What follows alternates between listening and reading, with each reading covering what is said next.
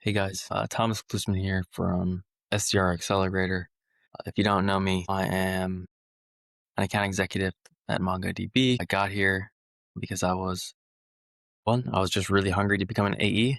I was actually fortunate enough to be a top 5% SDR in terms of meetings booked at two separate SaaS companies, Subsplash and then MongoDB. And I just wanted to make this video to kind of talk about the reason for actually some of the success I had and how you can actually replicate it to become an account executive yourself.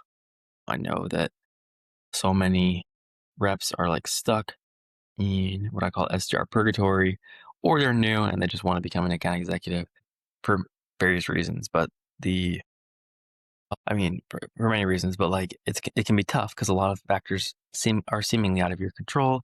Maybe you're at a bad company, maybe you can't get in a company you want to get into, maybe you're on a good company, but the accounts are bad.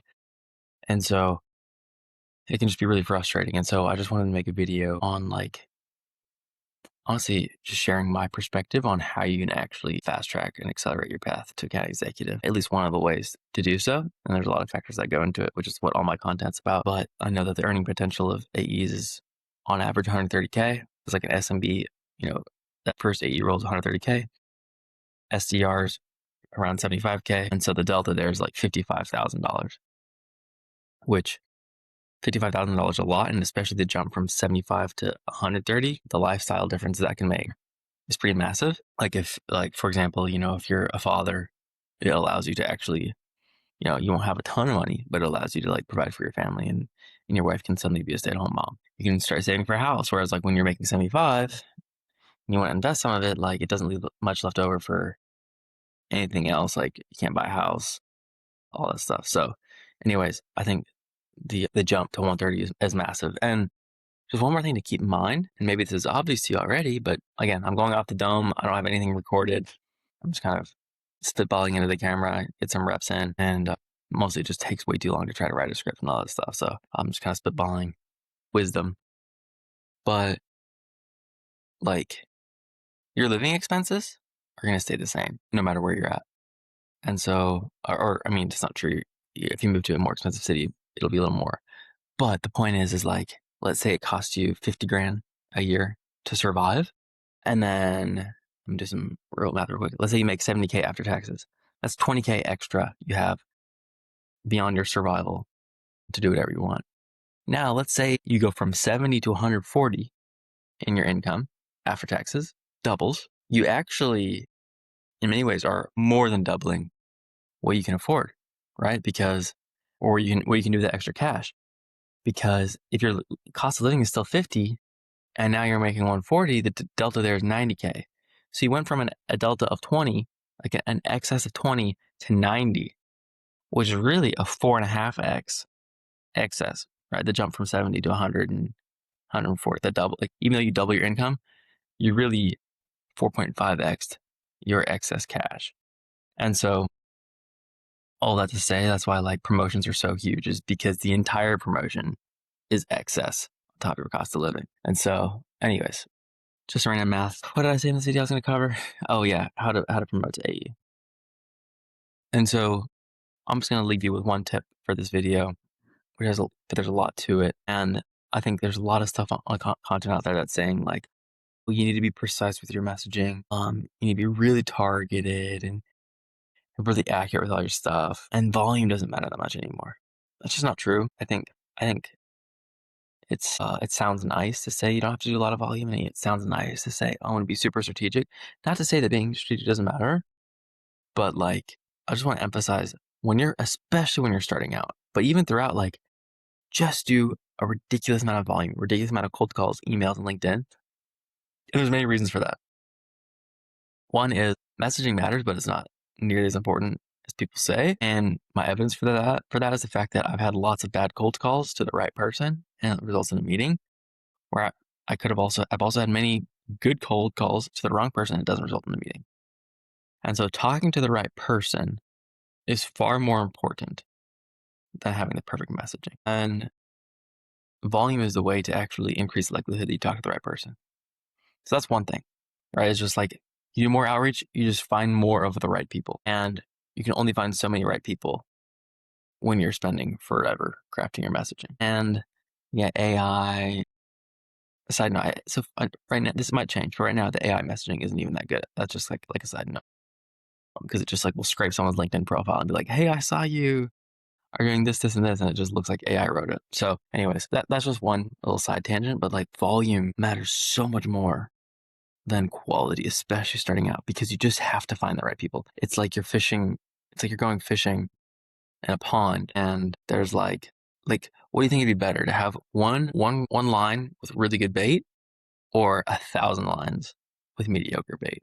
It's like you're going to catch more fish with 1,000 lines. And so when you're getting started, and even just like if you want to pump your numbers or if you want to book lots of meetings, you have to have the volume. And so, yeah, do way more before you try to make it, before you optimize. Once you figure out how to do a lot, then you can optimize, and optimizing out is more. But the problem is, especially when you're starting off, if you optimize too soon, I don't know if you can hear my kid crying in the background, sorry. If you optimize too soon, or if you try to optimize before you do a lot of volume, you're optimizing on things that like may or may not be true. Like you may think that tweaking the talk track is going to work, but you actually don't even know until you actually try, until you have 20 conversations and you start to realize, oh, that talk track doesn't work that well. When you think you have the right. Whereas if you try to optimize your talk track before you even talk to a lot of people, like you're optimizing for something that you think is going to work, not something that's proven. And so you spend all this time trying to optimize when you could have made 100 more dials.